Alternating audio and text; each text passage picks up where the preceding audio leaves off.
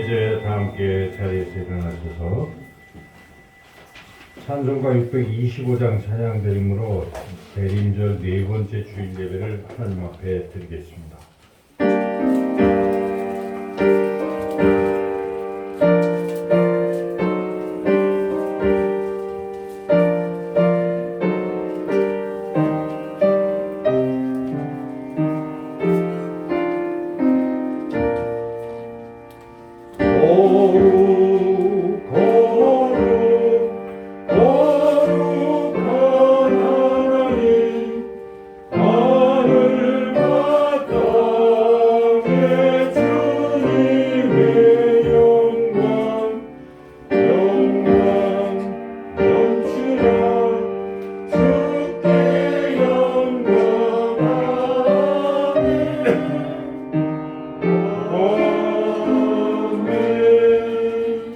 그러므로 주께서 친히 징조를 너희에게 주실 것이라. 보라, 처녀가 잉태하여 아들을 낳을 것이요 그의 이름을 임마누엘이라 하리라. 하나님은 영이시니 예배하는 자가 영과 진리로 예배할지니라. 아멘.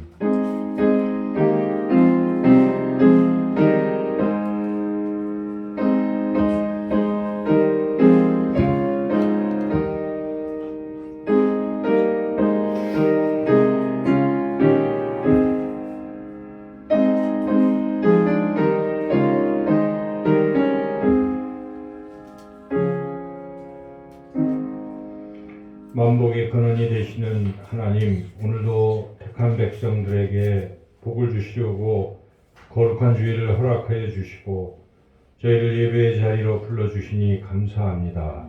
시냇물을 찾기에 갈급한 사슴처럼 주님의 은혜를 사모하오니 생수와 같은 신령한 말씀으로 우리의 갈급한 심령을 채워주옵소서.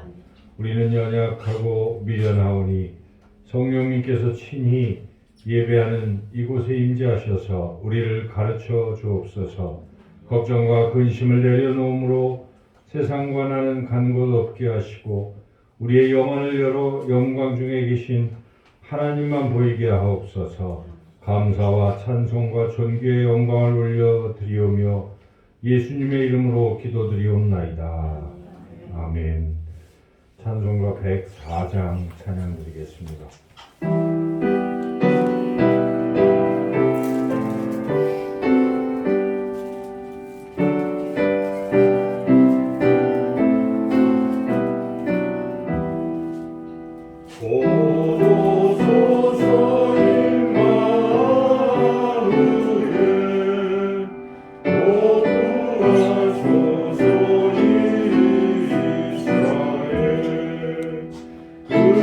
그곳에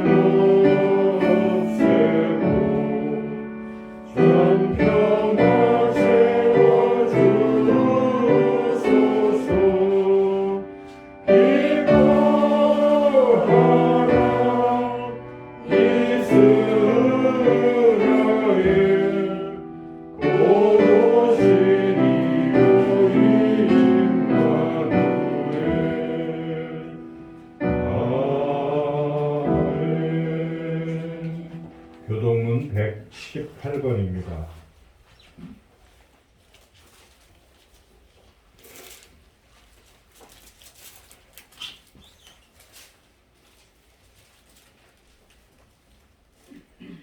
나는 시온의 의가 빛같이 예루살렘의 구원이 횃불같이 나타나도록 시온을 위하여 잠잠하지 아니하며 예루살렘을 위하여 쉬지 아니할 것인즉 이방 나라들이 네 공의를 묻 왕이 다 내 영광을 볼 것이요 너는 여호와의 이름으로 정하실 새 이름으로 일컬음이 될 것이며 너는 또 여호와의 손의 아름다운 관 네 하나님의 손의 왕관이 될 것이라. 원하건대 주는 하늘을 가르고 강림하시고 주 앞에서 천들이 진동하기를 불이 섭을 사르며 불이 물을 끓임 같게 하사 주의 원수들이 주의 이름을 알게 하시며 이방 나라들도 주 앞에서 떨게 하옵소서. 주께서 강림하사 우리가 생각하지 못한 두려운 일을 행하시던 그때에 산들이 주 앞에서 진동하였사오니 주 외에는 자기를 악마하는 자를 위하여 이런 일을 행한 대적도 들은 자도 없고 귀로 들은 자도 없고 눈으로 본 자도 없었나이다. 아멘. 지난 한 주간 우리의 삶을 돌이켜보며 우리의 죄와 허물을 하나님 앞에 고백하는 기도를 주보에 있는 기도문으로 함께 드리겠습니다. 성한 갈대도 꺾지 아니하시며 꺼져가는 심리도 끄지 않으시겠다고 약속하신 주님, 성탄절이 눈앞으로 다가와 있는 대림절 네 번째 주일에 독생아를 이 땅에 보내주신 하나님의 사랑에 의지하여 회개합니다. 예수님은 만민을 구원하시려고 육신이 되어 이 땅에 오셨지만 저희는 구원자 되시는 예수님께로 가까이 나아가지 않았습니다. 예수님은 온유하여 하나님의 뜻을 따라 십자가를 지셨지만 저희는 마음이 거칠어서 지난 한 주간도 하나님을 멀리하며 살았습니다. 탐심은 곧 우상 숭배라 가르쳐 주셨건만 육신의 온갖 정욕을 채우기 위해 힘과 시간을 허비하며 살았습니다. 오 주여, 하나님을 멀리 떠나 죄악 중에 살았던 저희들을 불쌍히 여겨 주옵소서. 참 마음으로 회개하오니 입으로 지은 죄, 손으로 지은 죄, 생각으로 지은 모든 죄를 용서해 주옵소서. 예수님의 이름으로 이 고백의 기도를 드립니다. 아멘. 계속해서 하나님과 나만이 아는 은밀한 죄도 고백하겠습니다.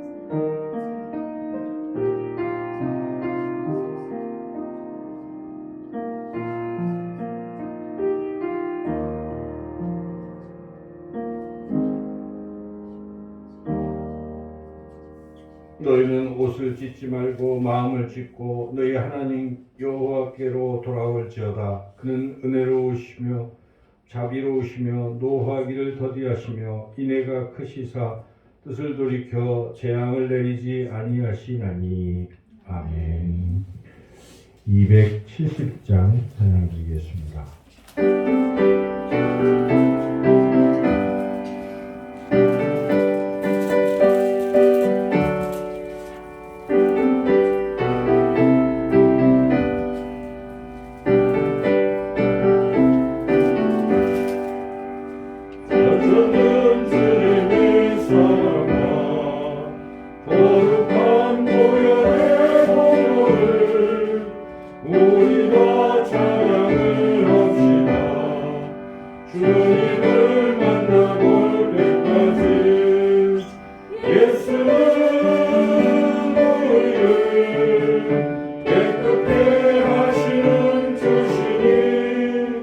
그의 피 우리를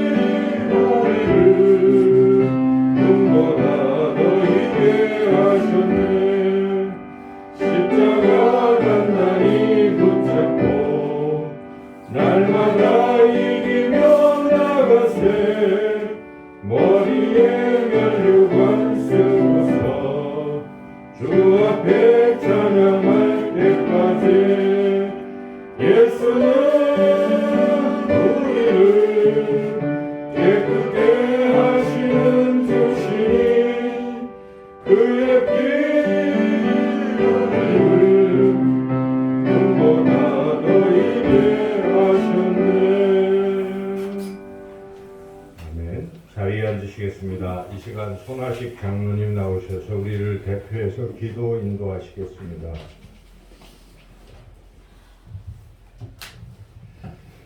함께 기도하시겠습니다.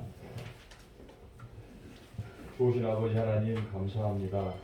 추운 일기 가운데에도 저희들에게 믿음을 주시고 또 건강을 주셔서 이 성전에 나와 하나님을 기쁘시게 하는 귀한 예배의 자리에 함께할 수 있도록 은혜 베풀어 주시니 감사합니다.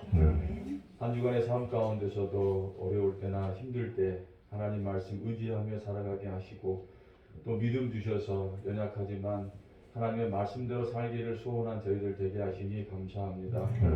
이 시간 저희들 한 주간에 또한 주님 앞에 여러 가지 부족한 것 많이 있지만 주님의 은혜로 다 사함받은 줄 믿사오니 우리가 오직 하나님의 영광만을 바라보게 하여 주시옵시고 주님께서 베풀어 주시는 은혜를 기대하며 예배드리는 귀한 시간 되게 하여 주시옵소서. 하나님 아버지, 코로나로 참으로 어려운 시기에 놓여 있습니다. 하나님 아버지, 갈수록 끝이 보이지 않는 이 상황 가운데 하나님 우리를 용서해 주시고 우리의 기도를 들어주셔서 속히 온 세계에 퍼져 있는 코로나가 속히 끝날 수 있도록 하나님 간절히 기도드립니다. 이 어려운 코로나 사태 가운데서도 어려운 가운데서도 저희들을 코로나로부터 지켜주셔서 건강한 몸으로 매주 뵐 수 있도록 은혜 베풀어 주시니 감사합니다. 앞으로도 저희들의 건강을 지켜주셔서 언제나 건강한 모습으로 주님을 찬양하는 삶을 살게 하여 주시옵소서. 하나님 아버지, 한 해가 저물어 갑니다. 이제 한 해를 잘 마무리할 수 있는 우리의 또 육신적인 삶도 하나님께서 간섭하여 주시옵시고 모든 것이 주님의 십자가 앞에 결산되게 하여 주시옵시고 십자가의 은혜로 회복되어지고 또 새로이 출발할 수 있는 귀한 은혜의 시간들을 허락하여 주시옵소서. 하나님 아버지, 몸이 연약하여서 때로는 하나님을 온전히 예배하지 못하고 때로는 아버지 안에 어려운 상황 가운데 온전히 하나님을 찬양하지 못했던 아버지 한 해 동안에 우리 연약함들을 주님께서 용서해 주시옵시고 하나님께서 긍휼히 여겨 주셔서 다가오는 새해에는 더욱더 건강하고 뜨겁고 아버지 아름다운 모습으로 하나님을 찬양하며 예배하는 삶을 살게 하여 주시옵소서. 하나님 아버지, 우리 참된 제자교회 아버지 하나님 한 해 동안 하나님 지켜주시고 또 내년을 계획하며 새로운 희망을 향해 나아가게 하시니 감사합니다. 아버지 하나님, 우리 모든 성도님들 마음속에 하나님께서 주시는 약속의 말씀을 기억하게 하시고 우리의 눈으로 우리의 연약한 모습들을 보지 않게 하시고 우리를 바라보시는 능력의 눈에 하나님 아버지의 그 은혜를 사모하며 능력 있는 성도로 살아갈 수 있는 저희들 되게 하여 주시옵소서. 이 시간 아버지 하나님 예배 자리에 나오면서도 아직도 우리 마음속에 있는 여러 가지 어려운 기도 제목들 주님께 올려오니 주님께서 받아주시옵시고 주님의 때에 이루어 주실 것을 믿습니다. 주님의 은혜대로 은혜 안에 우리가 연약함이 강화해지고 우리의 부족함이 넉넉함으로 채워질 줄 믿사오니 그 믿음 가지고 기쁜 마음으로 예배드리게 하여 주시옵소서. 오늘도 목사님을 통해 주신 귀한 말씀, 하나님의 말씀이 능력으로 선포되어질 수 있도록 아버지 하나님, 우리 목사님께 성령 충만함으로 역사하여 주시옵시고 그 말씀을 받는 우리에게도 성령 충만함으로 그 말씀을 받아 그 말씀이 우리의 삶의 지표가 되고 우리의 삶에 아버지 하나님 모든 것이 될 수 있도록 역사하여 주시옵소서. 아버지 하나님, 이 시간 드리는 예배가 우리의 삶 가운데 단 한 번에 있을 귀한 예배의 것으로 믿으며 이 자리에 있게 하신 하나님께 온전히 감사하며 기쁜 마음으로 예배 드릴 수 있게 하여 주시옵시고 이 예배 시간에 통하여 우리 마음속에 임하시는 하나님의 음성을 듣고 실천하며 살아갈 수 있는 우리 모두가 되게 하여 주시옵소서. 아버지 하나님, 사정상 함께하지 못한 성도님들 아버지 하나님 동일한 은혜로 아버지 하나님 채워주시옵시고 모든 상황과 여건을 허락하여 주셔서 또한 믿음을 주셔서 이 귀한 예배 자리에 참석할 수 있도록 은혜 베풀어 주시옵소서. 모든 것 감사드리며 예수님의 이름으로 기도드립니다. 아멘. 예수님께서 우리에게 가르쳐 주신 주기도문을 함께 드리겠습니다.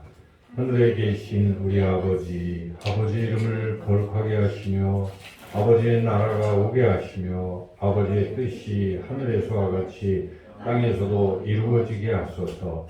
오늘 우리에게 일용할 양식을 주시고 우리가 우리에게 잘못한 사람을 용서하여 준 것 같이 우리 죄를 용서하여 주시고 우리를 시험에 빠지지 않게 하시고 악에서 구하소서. 나라와 권능과 영광이 영원히 아버지의 것입니다. 아멘.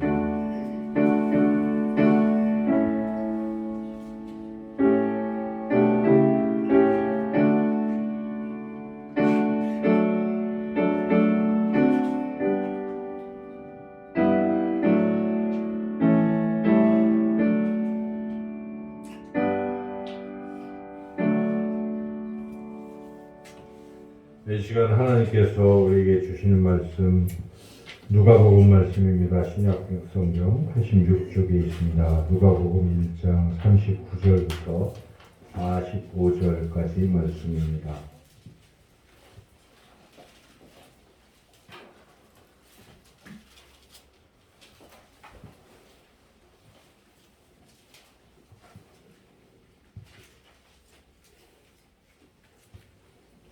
누가복음 1장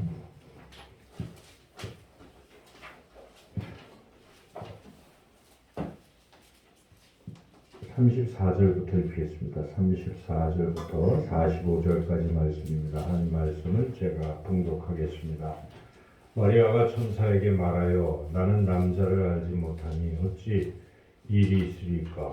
천사가 대답하여 이르되 성령이 내게 임하시고 지극히 높으신 이의 능력이 너를 덮으시리니 이러므로 나실 바 거룩한 이는 하나님의 아들이라 일컬어지리라. 보라 네 친족 엘리사벳도 늙어서 아들을 배었느니라. 본래 임신하지 못한다고 알려진 이가 이미 6달이 되었나니 대저 하나님의 모든 말씀은 능하지 못하심이 없느니라. 마리아가 이르되 주의 여종이오니 말씀대로 내게 이루어지이다 하매 천사가 떠나가니라. 이때에 마리아가 일어나 빨리 산골로 가서 유대 한 동네에 이르러 사가랴의 집에 들어가 엘리사벳에게 문안하니 엘리사벳이 마리아가 문안함을 들으매 아이가 복중에서 뛰노는지라. 엘리사벳이 성령의 충만함을 받아 큰 소리로 불러 이르되 여자 중에 내가 복이 있으니 내 태중의 아이도 복이 있도다. 내 주의 어머니가 내게 나오니 이 어찌된 일인가? 보라 내 문안하는 소리가 내 귀에 들릴 때에 아이가 내 복중에서 기쁨으로 뛰놀았노라. 주께서 하신 말씀이 반드시 이루어지리라고 믿은 그 여자에게 복이 있도다. 아멘. 기도하겠습니다. 하나님, 이 시간에도 하나님의 말씀을 듣겠습니다. 주의 성령께서 역사해 주셔서 전하는 자의 부족한 입술을 주관하시고 성령께서 말씀하시는 대로 증거하게 하여 주시며 우리 듣는 모든 심령의 귀를 또한 활짝 열어주셔서 하나님의 말씀을 잘 듣게 하시고 또한 깨닫게 하시사 그 말씀이 은혜가 되어서 또 한 주간도 능력으로 말씀대로 살 수 있도록 역사해 주시기를 원하오며 예수님의 이름으로 기도드리옵나이다. 아멘. 이제 성탄절이 다가옵니다. 이번 주 토요일에 성탄절이죠. 해마다 성탄절은 우리에게 다가오는데 우리가 성탄절 하면 무엇이 떠오르니까? 우리 그리스도인들은 성탄절 하면 당연히 우리 예수님이 떠오를 것입니다. 그러나 세상 사람들은 성탄절 하면 꼭 예수님이 떠오르는 것이 아닙니다. 그래서 오래전 자료인데 2005년도에 어느 문화단체에서 청소년들을 대상으로 조사를 했습니다. 성탄절 하면 무엇이 제일 먼저 떠오르는가 그랬더니 그 대답한 사람들의 한 30%는 산타클로스가 떠오른다. 아마 우리 아이들에게도 질문을 하면 성탄절 하면 무엇이 떠오르냐 그러면 선물 뭐 이렇게 또 이야기하는 아이들도 있을지 모르겠습니다. 그리고 이 청소년들의 또 그 다음 순서는 크리스마스 트리가 성탄절 하면 떠오른다는 것이죠. 그리고 선물이 또 10% 이렇게 쭉 이어지는데 예수님이라고 답한 사람은 불과 7%에 불과했다는 것이죠. 2005년도에 그랬기 때문에 지금 조사를 한다면 아마도 더 떨어져 있을 것입니다. 성탄절 할 때 예수님이 이렇게 딱 떠오르는 사람, 세상 사람들은 그렇게 많지 않습니다. 성탄절은 그저 휴일에 불과하고 노는 날 정도로, 그래서 연인들과 함께 이번 성탄절에는 우리가 만나서 또 즐겁게 지내자 하는 것, 또는 가족들이 이번 성탄절에 우리가 특별히 외식을 하고 또 놀자, 뭐 이런 생각을 할지 모르겠습니다. 근데 작년부터 이제 코로나가 다가와서 성탄절 하면 뭐 꼭 그렇지 못하고 그냥 집에서 우리 가족끼리 지내자 이렇게 생각할 수 있겠습니다. 물론 성탄절은 좀 쉬는 날로 생각할 수 있겠으나, 그러나 적어도 예수님을 믿는 그리스도인이라고 하면은 성탄절 하면 당연히 우리 예수님 태어나신 날하고 예수님을 떠올려야 될 것입니다. 비단 예수님을 떠올리는 정도가 아니라 우리가 성탄절 하면 예수님에 대해서 깊이 생각하는 날, 그리고 이 예수님이 이 땅에 오신 이유가 무엇인지, 그리고 그 예수님 물론 오셨지만 우리가 다시 한번 예수님의 태어나심을 기뻐하고 또 경배하고 예수님을 예배하는, 또 그러한 날이 성탄절이 되어야 할 것입니다. 예수님을 이 땅에 오신 예수님을 우리가 이미 영접했지만 다시 한번 잘 맞이하는 그러한 때가 바로 이 성탄절입니다. 오늘 주신 이 말씀을 통해서 우리가 성탄절날 이 성탄절의 주인공이신 예수님을 어떻게 하면 잘 우리가 맞이할 것인가, 그 자세를 우리가 다시 한번 깊이 말씀을 통해 깨닫기를 소망합니다. 오늘 말씀에는 아기 예수님이 이 땅에 태어나실 때에 이 예수님을 어떻게 맞이했는가를, 사람들이 어떻게 맞이했는가를 잘 보여주는 말씀이 있기에 우리가 그 사람들의 자세를 보면서 우리의 자세를 다시 한번 가다듬을 수가 있겠습니다. 오늘 본문은 하나님께서 가브리엘이라는 천사를 보내셨어요. 그래서 마리아라는 사람에게 보내셔서 마리아에게 전한 것입니다. 하나님께서 천사를 통해서 무엇을 전했냐면 너를 통해서 예수님께서 이 땅에 태어나실 것이다 하는 것을 전한 것이죠. 그런데 마리아가 이 이야기를 처음에 들었을 때 어떻게 예수님이 나한테서 태어날 수 있을까 하면서 이제 반문을 한 것이죠. 어찌 이런 일이 있을 수 있겠습니까? 그때 천사가 다시 말합니다. 성령의 능력으로 내가 아이를 잉태할 것이다. 그리고 그분은 바로 하나님의 아들이시다 하는 걸 다시 한번 말씀해 줄 때에 또 더 의심하지 않고 그것을 받아들일 수 있도록 그렇게 잉태되는 경우가 있다. 6개월 전에 이미 친족 엘리사벳에게도 그렇게 아이를 낳지 못하던 엘리사벳이 낳게 됐는데 그럴 수 있다. 하나님은 못하실 일이 없다. 이렇게 말씀해 준 거죠. 그러자 마리아가 그 말씀을 듣고 이번에는 대답을 합니다. 주의 여종이오니, 원문에는 뭐 계집종이오니 이런 표현이 옛날에 성경에 나왔는데, 그러하오니 주님의 말씀대로 이루어지기를 소망합니다. 이제는 이루어지소서 하고 받아들여요. 그런 이야기가 오늘 본문에 나와 있고, 그리고 또 다른 이야기가 나옵니다. 이어서 얼마 후에 이제 예수님을 잉태한 마리아가 그 친족 엘리사벳을 방문하는 거예요. 방문했는데 그 친족 엘리사벳은 이미 세례 요한을 잉태를 해서 그 세례 요한이 복중에서 자라서 6개월이 훨씬 넘어서 이제 아이가 많이 자랐던 것이죠. 그래서 갔는데 여러 가지 이야기들이 있었는데 엘리사벳이 그 마리아를 보자 그 마리아 속에 복중에 태중에 계신 예수님을 보고 그 예수님을 맞이하는 것이죠. 그래서 얘기한 것이 예수님이 나의 주님이시다. 내 주의 어머니라고 이렇게 표현하면서 예수님을 주님으로 이렇게 맞아들이는 이런 모습.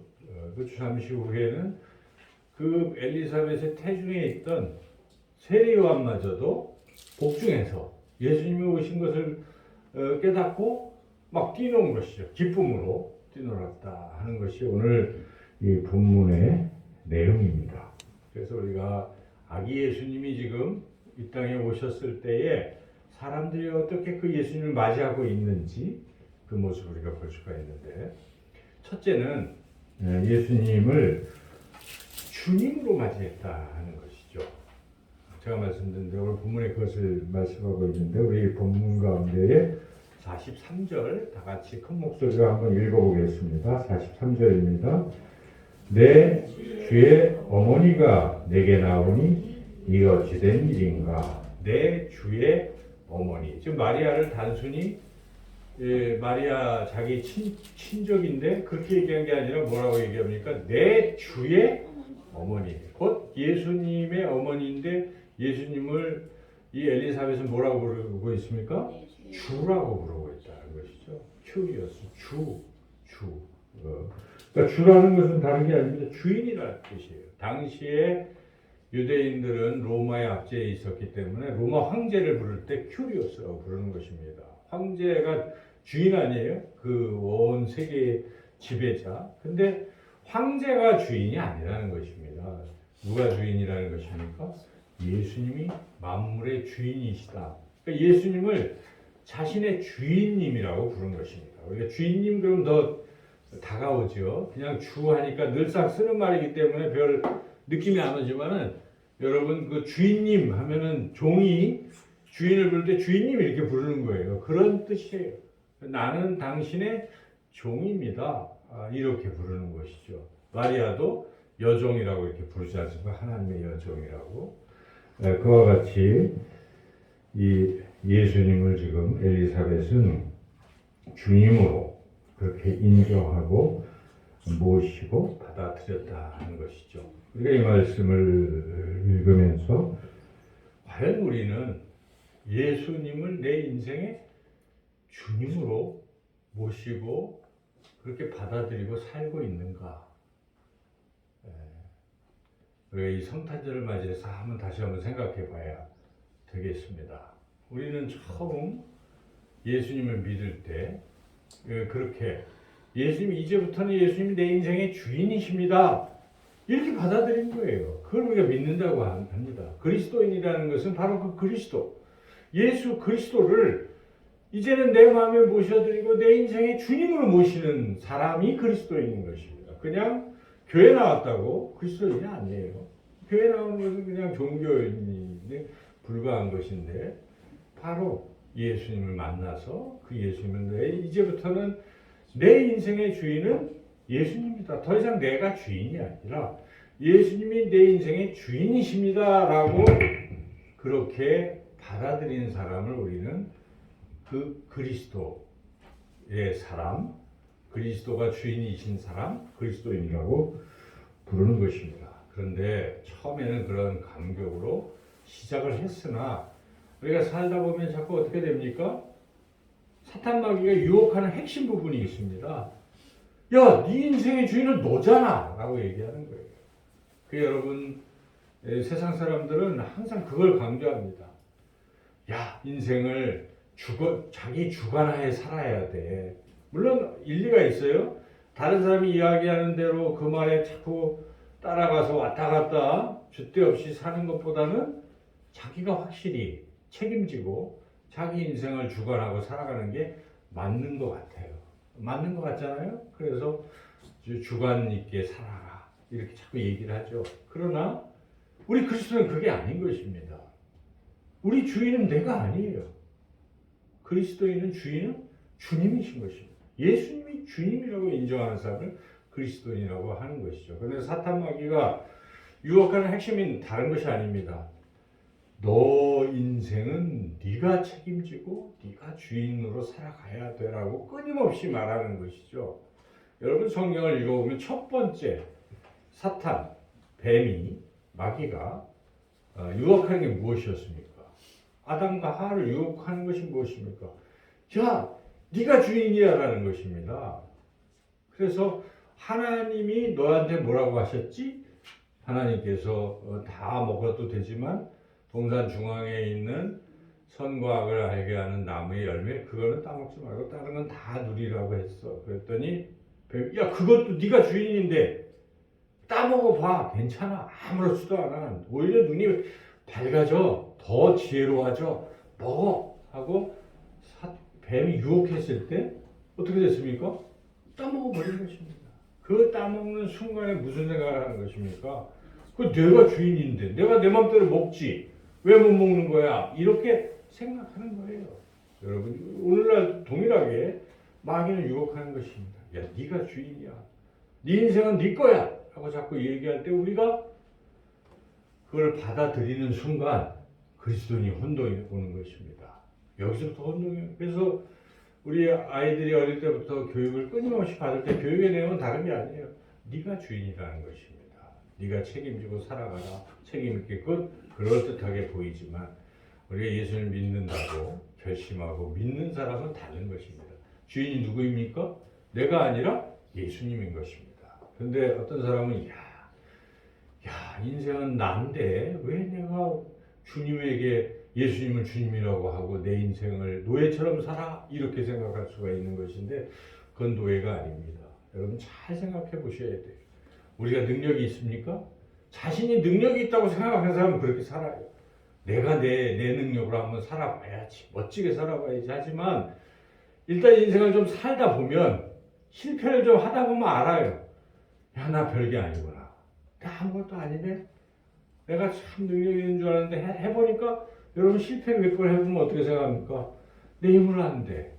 포기하는 것입니다. 그래서 병이든 병들렸건 또는 사업에 실패했건 인간관계에 실패했건 많은 실패 속에서 뭐합니까?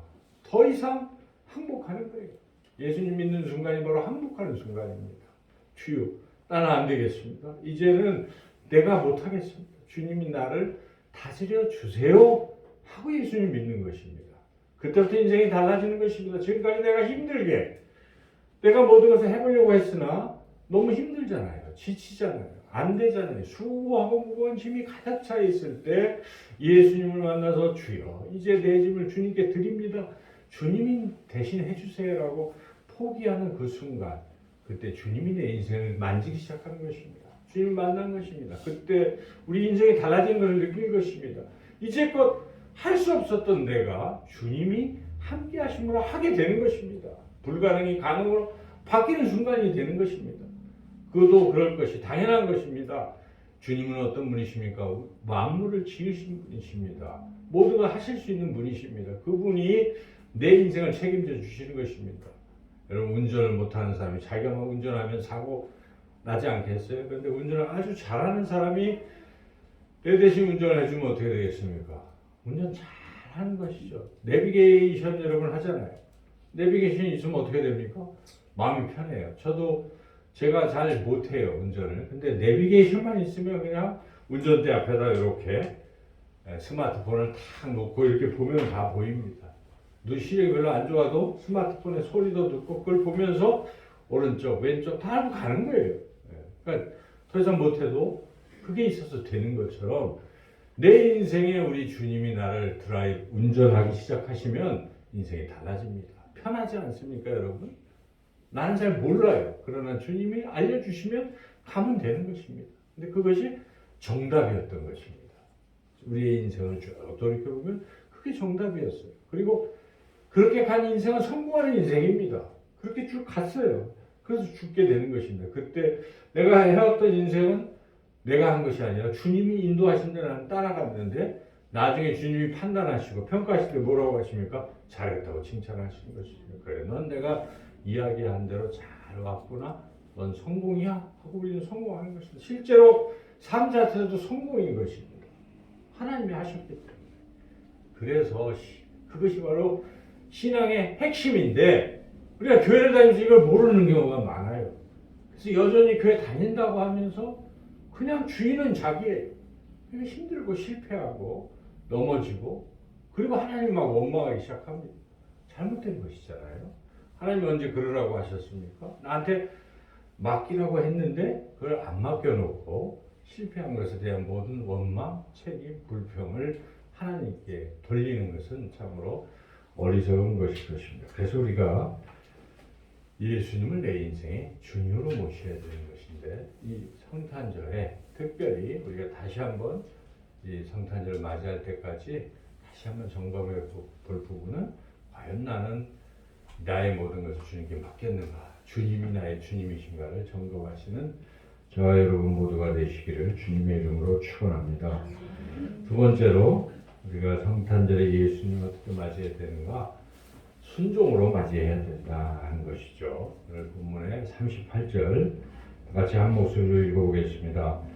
마리아가 이르되 주의 여종이오니 말씀대로 내게 이루어지이다 하며 천사가 떠나가니라. 이렇게 마리아가 순종하니까 천사가 더 이상 얘기 안 해도 되는 거예요. 그전에는 얘기했더니 말을 어떻게 그런 일이 있을 수 있을까 계속 얘기를 해주잖아요. 그런데 본인이 그걸 딱 순종하니까 얘기할 필요가 없는 것입니다. 이제 된 것입니다. 천사도 편안하게 떠나가게 된 것이죠. 근데 사실 이때 이 상황을 생각해 본다면 이거 순종하기 쉽지 않습니다. 여러분이 만약에 여인인데 그런 얘기를 들었어요. 임신을 하게 된다는데 지금 남편 요셉하고는 완전히 결혼한 것도 아닙니다. 약혼만 했어요. 정혼만 해뒀습니다. 그런데 유대인들은 정혼하고 뭐 서로 그런 게 아니잖아요. 그냥 이렇게 돼 있는 거죠. 그냥 부부가 아니에요. 그래서 서로 그런 일도 없는 것인데 덜컥 임신을 하면 어떻게 되겠습니까? 첫째는 요셉이 의심을 하겠죠. 아니, 다 알잖아요. 우리는 어떻게 임신을 했지? 그러면 부정한 여인으로 되겠죠. 그리고 세상은 뭐라고 하겠습니까? 당시 유대인들은 엄격하죠. 예수님 당시에도 그런 식으로 가늠한 여인은 어떻게 했습니까? 돌로 막 쳐서 죽이는 거예요. 예수님께 물어보기도 하고 어떻게 하겠습니까? 물어보잖아요. 죽여도 당시 유대 율법으로는 되는 거예요. 가늠했기 때문에. 그런 상황에 이걸 맞겠습니까? 얼마나 부담이 되겠어요? 죽을 수도 있어요. 의심받고 남들은 조롱하고. 근데 그럼에도 불구하고 그가 말씀을 듣고 순종한 거예요. 이거 하나님이 하시는 일인데 내가 설령 욕먹고 손해볼지라도 주님이 하시는 일에 나 어떻게 하겠다는 것입니까? 순종하는 것입니다. 이걸 하라는 것입니다, 여러분. 순종이라는 게 쉬운 건 아닙니다. 어떨 때는 생각해보니까 이거 내가 손해를 볼 것 같아요. 아무리 생각해봐도 또 될 것 같지도 않아요. 그런데 하라고 하실 때 어떻게 하겠습니까? 순종하기 쉽지 않습니다. 쉽지 않아요. 그래서 성경을 읽어보면 다 불순종의 역사들입니다. 순종한 거 드물어요. 그렇지 않습니까? 이스라엘 백성이 출애굽의 은혜를 경험했지 않습니까? 애굽의 신음 속에 있다가 막 홍해 바다가 갈라지고 이런 기적도 다 경험을 하고 광야로 나왔어요. 근데 하나님은 모세를 통해서 말씀하십니다. 이제 가데스 바네아에서 점령해라. 된다. 내가 너희들과 함께 할 것이다 하고 가라고 하는데 의심이 됩니다. 어디요? 가서 그래서 살펴는 봐야죠 하고 막 정탐꾼 보내달라고 해서 할 수 없이 하나님이 허락하셔서 또 모세를 통해서 12명 지파별로 뽑아서 정탐꾼 보냈어요. 근데 가서 보니까 뭐가 나와요? 안악자손이 있고 막 거인들이 있고 불가능해 보여요. 그래서 12명 중에 10명은 안 된다. 불가능. 우리 인간적인 생각으로 볼 때 이건 불가능. 그래서 그거 보고 하는 거예요. 우린 죽게 됐다. 그런데 오직 두 사람 누굽니까? 갈렙과 여호수아는 아니다. 하나님이 함께 하시면 이미 약속하신 것인데 가능한 것이다. 갑시다. 그런데 백성들은 보니까 10대 2. 보니까 누구 말을 따라갑니까? 다수결을 따라간 것이에요. 그래서 사람들이 우리 안 돼. 돌아가자. 애굽으로 돌아가자. 다 이러고 있고 모세를 막 죽이려고 하고 백성들이 난리가 났습니다. 울고 불고 우리가 이제 죽게 됐다. 애굽에 있었으면 좋았을 걸 여기까지 나와서 이게 웬일이냐. 하나님 우리를 죽이시려고 한 거 아니냐 하면서 이제는 불평 불만. 그때 어떻게 됐습니까? 하나님께서 그 불순종에 대해서 그대로 그래서 그냥 못 들어간 것입니다. 여러분.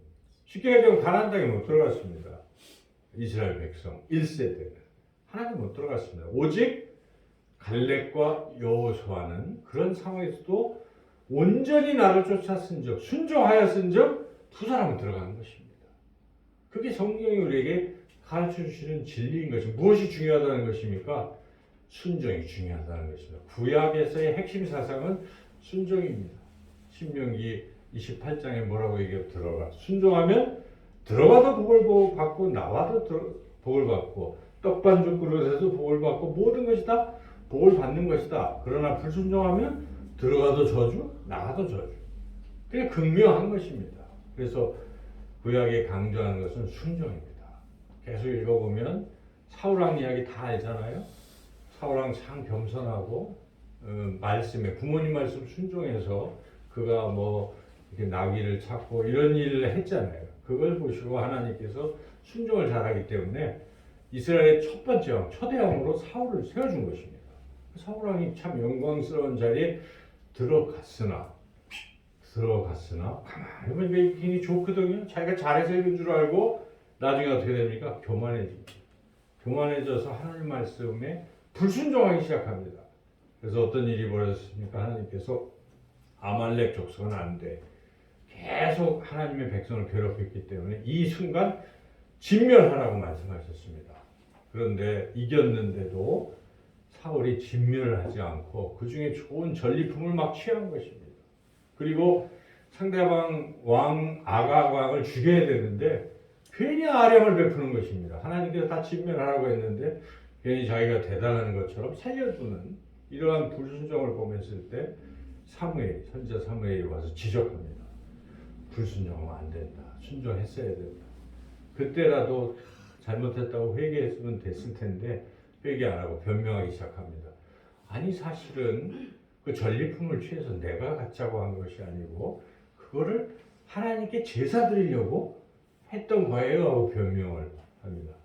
그 심중을 꿰뚫어 보는 사무엘이 뭐라고 합니까? 순양의 기름보다 순종이 낫다. 순종이 제사보다 낫다. 이렇게 다시 한번 선포했던 것이고 그리고 그 뒤로 사울은 계속 불순종의 길을 걸었기 때문에 하나님의 영이 사울에게서 떠나 사울 왕은 결국 비참하게 전쟁터에서 죽었다는 걸 우리가 성경을 통해서 다 알고 있지 않습니까? 결국 다윗은 어떤 상황에서도 하나님 말씀에 순종했지만 이에 반해서 사울 왕은 처음에는 순종을 한 듯 했으나 다시 불순종의 길을 걸어왔기 때문에 멸망의 길로 갔다 하는 것이 성경이 우리에게 가르쳐주신 진리인 것입니다, 여러분. 그래서 순종. 바로 순종의 모범을 보이신 분이 우리 예수님이신 것입니다. 예수님께서 인간의 모든 죄를 짊어지시고 십자가에 죽으라는 하나님 아버지의 그 말씀에 내가 왜 그렇게 해야 됩니까? 불순종하신 것이 아니라 죽기까지 예수님께서 순종하셨어요. 그로 인해서 우리가 구원받게 된 것이고 하나님께서는 하나님의 아들이신 그분의 순종으로 말미암아 그를 다시 죽음에서 부활케 하시고 영광의 자리로 다시 올리셨다는 것이 또 신약이 우리에게 말씀하시는 거예요. 그러니까 신약도 결국 순종입니다. 우리가 믿음이라고 하는 것이 믿음의 표현은 뭘로 나타납니까? 순종으로 나타나는 것입니다. 여러분 믿습니다. 입으로는 다 그렇게 했는데 행동을 안 하는 거예요. 순종으로. 그러면 그 믿음이 진짜입니까? 가짜입니까? 가짜인 것입니다. 그래서 예수님 말씀하시기를 열매를 보고 안다고 그러시는 거예요. 그래서 반드시 믿음이 뭘로 나타나면 믿음이 진짜였으면 순종으로 나타난다는 것입니다. 그래서 이 순종이 굉장히 중요합니다. 힘들고 불가능해 보여도 순종의 길을 걸어가는 거예요. 그러면 하나님은 더 순종하고 할 수 있도록 변화시켜 주시는 것입니다. 근데 순종의 이 첫발을 못 뛰는 거예요. 신앙이 여기서 머무는 것입니다. 여러분 하나님의 말씀이 그렇다면 그대로 한번 순종을 해보십시오. 놀라운 역사가 일어나는 것입니다. 우리가 이번 성탄절에 다시 한번 나의 믿음을 점검해 볼 필요가 있습니다. 내가 정말 순종의 사람인가? 점검해서 순종의 길로 나아가기만 한다면 2020년은 참으로 놀라운 그런 삶의 변화들이 우리 가운데 가득 나타나게 될 줄로 믿습니다. 세 번째로 우리 예수님을 어떻게 맞이했는가? 기쁨으로 맞이했다는 것입니다. 오늘 본문에 보니까 우리 44절 말씀 다 같이 한번 읽어보겠습니다. 보라, 내 문안하는 소리가 내 귀에 들릴 때에 아이가 내 복중에서 기쁨으로 일어나노라. 지금 아직 6달밖에 안 된 세례 요한이 처음에는 끔찍끔찍 했잖아요. 그런데 다시 한번 이렇게 대화를 하는 소리를 듣다가 참 어린 심령인데도 그 안에서 기쁨을 표현했다는 것입니다.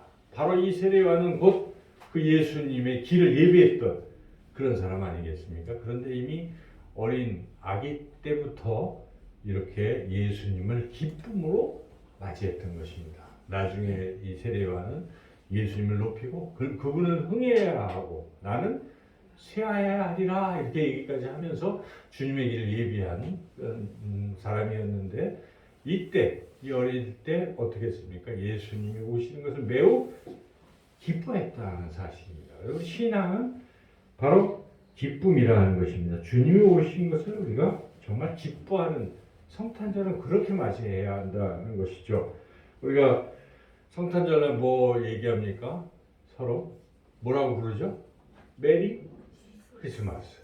우리 한번 옆에 보고 메리 크리스마스 한번 해볼까요? 메리 크리스마스. 여러분 그 말씀하시는 분의 표정이 어땠어요?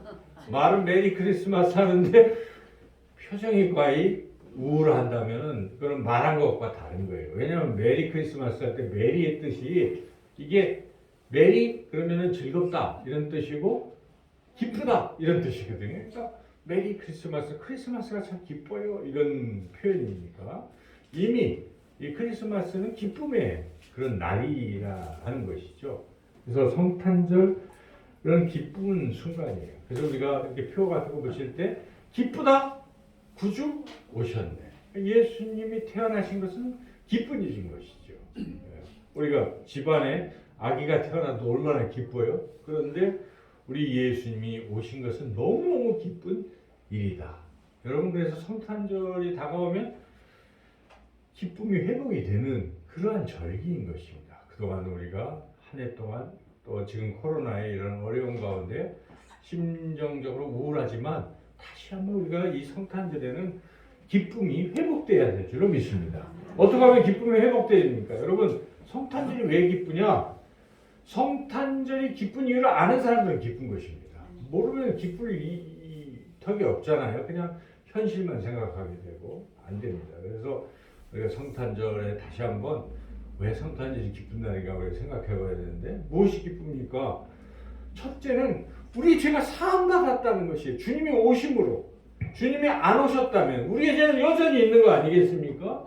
바로 하나님께서 하나님이신 그분께서 우리를 보니까 죄 때문에 우리가 죽어서 고통 가운데 계속 영원히 존재하게 되는 것을 보고 안타깝게 여기신 거 아닙니까? 불쌍히 여기셨어요. 그래서 안 되겠다. 저 인간을 용서해 줘야지.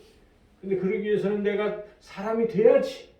결심하신 것입니다. 삼위일체 하나님의 성자 예수님이 하나님 아버지의 말씀을 듣고 서로 이렇게 삼위께서 말씀하셨을 때 예수님이 듣고 순종해서 내려온 것입니다. 사람의 모습으로 이 땅에 2000년 전 유대 땅 베들레헴에 우리 예수님께서 태어나신 거예요. 바로 무엇을 위해서 태어나신 것입니까? 우리의 죄를 사하시기 위해서 오신 것입니다. 그래서 그분이 오심으로 말미암아 우리의 죄가 사함받게 된 것입니다. 이것을 깨닫고 믿는 사람들은 너무나 기쁜 것입니다. 주님이 오셨기에 내 죄가 사함받았구나. 여러분 믿습니까? 아멘. 믿으면 그걸 다시 한번 생각하면 생각할수록 감사한 것입니다. 그 일이 없었다면 우리는 영원히 죄 가운데 있을 텐데 그러한 것을 우리가 다시 한번 깊이 생각해보는 성탄절. 그래서 성령께서 우리의 마음을 감동시키셔서 우리가 진정으로 주님의 오심이 기쁘게 된다 하는 것이죠. 우리 그걸 누리는 것이죠. 또한 예수님이 이 땅에 오셨다는 사실은 하나님이신 예수님이 우리와 함께 하신다는 오늘 우리가 찬양했지만 임마누엘의 뜻은 무엇입니까? 하나님 우리가 함께 하신다는 것입니다. 여러분 하나님 우리가 함께 하시는 것만큼 좋은 것이 어디 있겠습니까? 우리 혼자서 이 험난한 세상을 살아가야 될 텐데 하나님이 야 내가 너와 함께하고 너를 도와줄게 하고 오신 것입니다. 예수님은 도와주려고 오신 것입니다. 우리를 벌하려고 오신 것이 아니라 우리와 함께 하시면서 우리를 도와주시는 거예요. 특별히 주님의 눈은 약한 자에게 멈춰서 계십니다. 그래서 주님께서 말구 위에 오신 거 아니겠습니까? 그래서 낮은 자들과 더 낮은 자들과 함께 하시려고 낮은 모습으로 오신 것입니다. 그래서 여러분 이 성탄절이 특별히 우울하고 힘들고 아프고 지친 심령이라면 주님을 바라보십시오. 주님은 바로 그런 사람을 위해서 이 땅에 오셨다는 것입니다. 그래서 그 주님이 실제로 나를 만나 주실 것입니다. 우리가 주님께 마음만 연다면 주님이 그래 내가 너와 함께한다 내가 너를 사랑하노라 그러한 세미한 음성을 들려주실 것입니다. 이걸 들을 수 있어요. 그렇게 이 성탄절에는 힘들고 어려운 상황에서도 나와 함께 하시는 우리 주님을 자꾸 바라보시면 주님이 나의 마음을 감싸시고 위로하실 것입니다. 아픈 자는 치료하시고 또 마음이 이렇게 여러 가지로 눌려 있는 사람들 자유케 하실 것입니다. 그래서 마음이 불안한 사람들은 평안을 주실 것입니다. 성탄절에 특별히 한 주간 예수님을 깊이 생각하십시오. 그러다 보면 어느덧 참 알 수 없지만 형언할 수 없는 기쁨과 평안이 우리의 마음을 위로하실 줄로 믿습니다.